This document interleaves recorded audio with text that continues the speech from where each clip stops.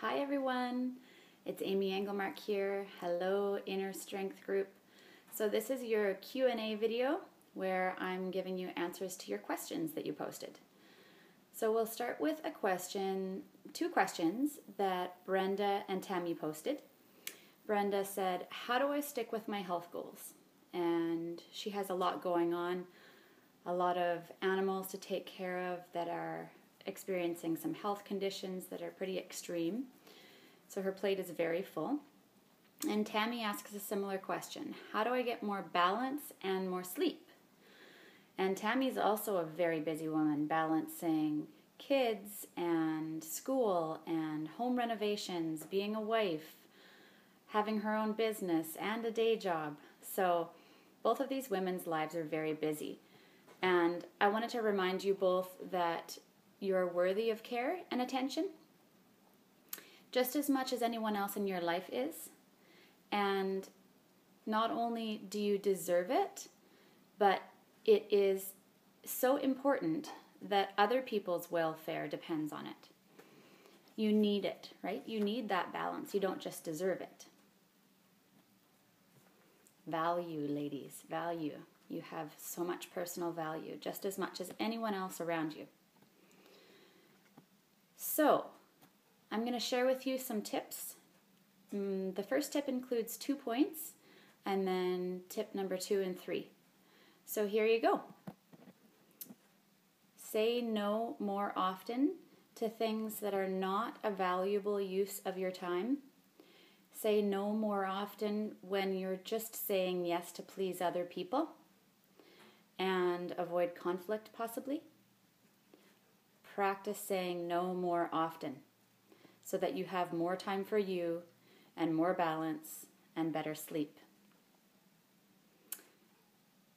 Part B of tip number 1 is to ask for help more.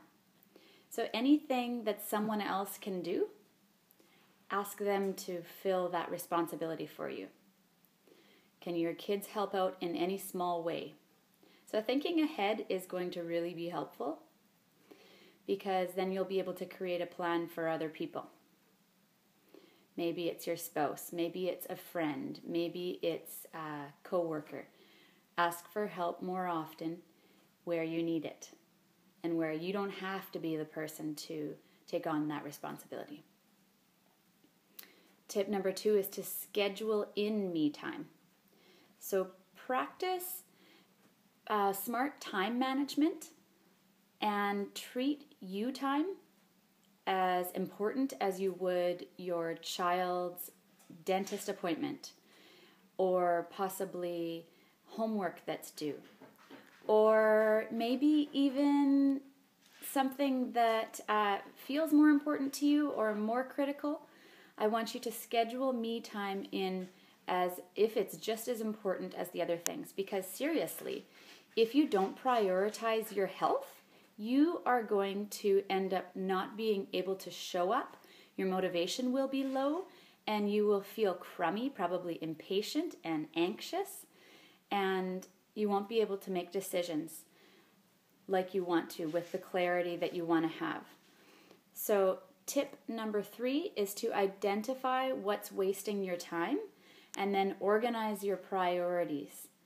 So you'll find that as you identify what's wasting your time, that you actually free up so much time for yourself. So take a little bit of time, 5 minutes, and write down what comes to mind and be honest with yourself and take responsibility for how you typically may waste time. I wanted to get on to something that Tammy had mentioned. She used some specific words when she was asking her question. And the words that she used were, in describing herself, were juggling and struggling. Now, Tammy, I wanted to say that that's a metaphor that you're using for yourself, and the power of metaphors is incredible for how it can impact your life. So I want to suggest that you take a look at how you're talking about yourself and describing yourself, because that will impact how you feel about yourself and about life in general right now. So you may hear my cat, Frankie, in the background. He's got a lot of energy this morning, so hopefully his noises aren't distracting you. So I'm going to ask you, tell me, what metaphor could you create for yourself that would actually make you feel more balanced? Now, obviously, if you said to yourself, I'm a tightrope walker, that may produce some anxiety because you might feel like you're always going to fall off the rope. So I wouldn't suggest a metaphor like that. But juggling and struggling, for me, if I describe myself like that, is going to make me feel like I'm always going to drop a ball, like life may always be challenging or at least difficult. So you get my drift? Here's a few options. You could look at yourself like one of those old-fashioned weigh scales where you add a little bit to this side or a little bit to that side in order to get the balance you desire. You could look at yourself like a weigh scale. And that way, whenever you feel a little bit out of balance, you can think, okay, well, what do I need to add to my life or take away from it in order to get that balance back? And then create an action plan for yourself to do that. Another metaphor that I thought you could use for yourself is, I'm a fruit bowl. Maybe I'm a tropical fruit bowl. Because in that you have so many different pieces of fruit as part of your life right now. And it might make you feel like life is a bit more uplifting. And if you've got rotten fruit in your bowl, you know what to do with it. And you can identify what that rotten fruit might be. You could add different fruit depending on what flavor you feel like you need to add to your life right now. Or, I'm a dancer. I thought if you described yourself as a dancer, then you have options to increase how light life could feel, and that if you just learned a few new moves and practiced those steps, that life could be enjoyable and even romantic and restful. So Jennifer, I'm going to get on to Jennifer's question. Jennifer asks, how do I achieve my weight loss goal? And she said that her goals always feel derailed when it comes time to transition into her triathlon mode in spring, summer, and fall. So my tip for you, Jennifer, is to focus on what you want. So you've identified the what. You want to lose 10 pounds.